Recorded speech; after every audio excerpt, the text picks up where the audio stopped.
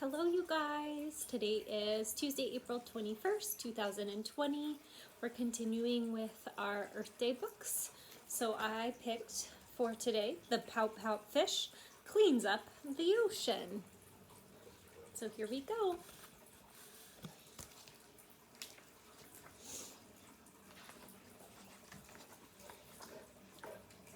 The ocean is amazing. Mr. Fish's grin was wide. The beautiful surroundings left him wonderstruck inside. His head was full of happy and his heart was full of awe. But his smile sank away when he turned around and saw a big, big mess. Whatever could it be? But he couldn't really tell, so he talked with a friend who had noticed it as well. There's a problem that needs solving, and I don't know what to do, but I'm gonna find some answers. Would you like to join me too? Absolutely, said Miss Shimmer as she grabbed a few supplies. They'd travel to the mystery mess and see with their own eyes. Swimming off they were enchanted by the ocean big and bright, but looming in the distance was that dark and dismal sight. Ooh. A big, big mess. What's it made of? They both wondered, and they pondered this out loud. Around them others gathered in a small but growing crowd. So they have all this garbage in the ocean. There's a problem that needs solving, and we don't know what to do, but we're gonna find some answers. Would you like to join us too? Count us in, said Mr. Seahorse, and he powered up his rig. Enthusiasm bubbled. Yes, the group was getting big. They jetted through the ocean in a peaceful sort of bliss, but the thing that stretched before them was impossible to miss. A big, big mess. Oh my word, look at all that trash, plastic sacks, the rings that go on like pop. Can't be good for our ocean animals. Who will fix it? Fish were asking, hoping someone else would know. There was lots of conversation as they traveled with the flow. There's a problem that needs solving and we don't know what to do, but we're gonna find some answers. Would you like to join us too?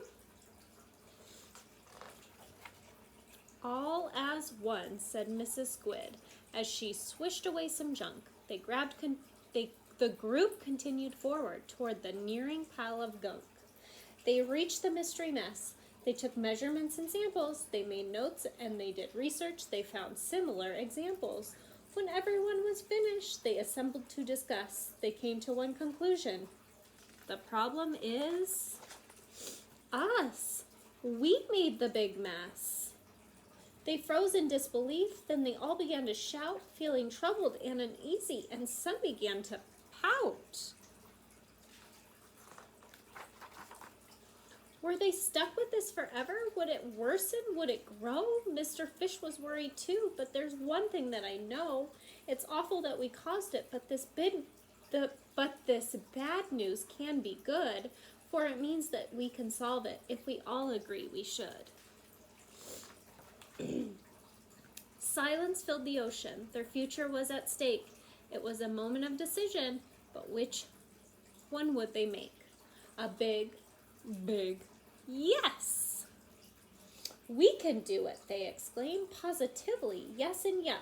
So they all pitched in together and they cleaned that ocean up. They gathered up the garbage with the help of everyone. They worked to fix and remedy the damage that they'd done. Oh, look at that. All them working together. They have a vacuum in the ocean. That's kind of funny. Then they talked about the new habits, how to travel with less trace and reduce their use of plastic and put trash into its place. Problems have solutions, so we learn what we can do. Together we're the answer.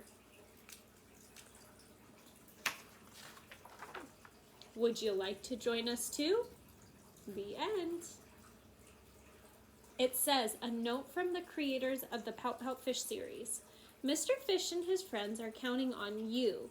Even if you don't live anywhere near a beach, there are many things you can do to help clean up and protect the ocean.